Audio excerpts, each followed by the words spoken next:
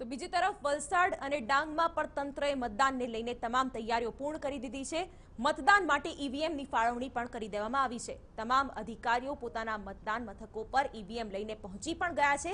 આ બેઠક માટે 2057 મતદાન મથકો ઉપર 10,820 polling staff, 260 zonal officer, 260 assistant zonal officer, 260 route supervisor અને 128 માઇક્રો ઓબ્ઝર્વર રાખવામાં આવ્યા છે।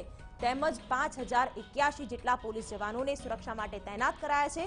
2057 મતદાન મથકો પૈકી 33 મહિલા મતદાન મથકોમાં તમામ મહિલા કર્મચારીઓ મૂકવામાં આવી છે। તો 6 દિવ્યાંગ મતદાન મથકોમાં તમામ સ્ટાફ દિવ્યાંગોને રાખવામાં આવ્યા છે। 112 મતદાન મથકો ઉપર વિડીયોગ્રાફી અને 137 મતદાન મથકો ઉપર વેબકાસ્ટિંગ કરવામાં આવી છે। સંવેદનશીલ વિસ્તારોમાં અણબનાવ ન બને તે માટે લોખંડી સુરક્ષા ગોઠવવામાં આવી છે। પોલીસ જવાનો ઉપરાંત સીઆરપીએફના જવાનોને પણ તૈનાત કરાયા છે।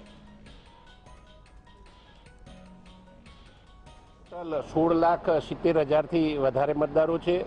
2014ની સરખામણીમાં લગભગ 1,58,905 મતદારોમાં વધારો થયેલો છે। સર, કેટલા સંવેદનશીલ વિસ્તાર મતદાનો મથકો છે અને કઈ રીતના ત્યાં તૈયારી રહેશે? ખાસ કરીને સંવેદનશીલ જે મતદાન મથકો અમારા છે એની અંદર અમારી સીઆરપીએફ, વિડીયોગ્રાફર્સ ઉપરાંત માઇક્રો ઓબ્ઝર્વર વગેરેની પણ વ્યવસ્થા કરવામાં આવેલી છે। એ ઉપરાંત અમારા શોપ મતદાન મથકોની અંદરથી લાઈવ વેબકાસ્ટિંગ પણ કરવામાં આવશે। લોકસભા ચૂંટણી માટે વલસાડ જિલ્લા પોલીસનો ડિપ્લોયમેન્ટ પ્લાન રેડી થઈ ગયો છે। એ ડિપ્લોયમેન્ટમાં અમારે લગભગ જિલ્લા પોલીસ અને રાજ્યના બીજા જિલ્લાઓથી પણ પોલીસની ફાળવણી કરવામાં આવી છે।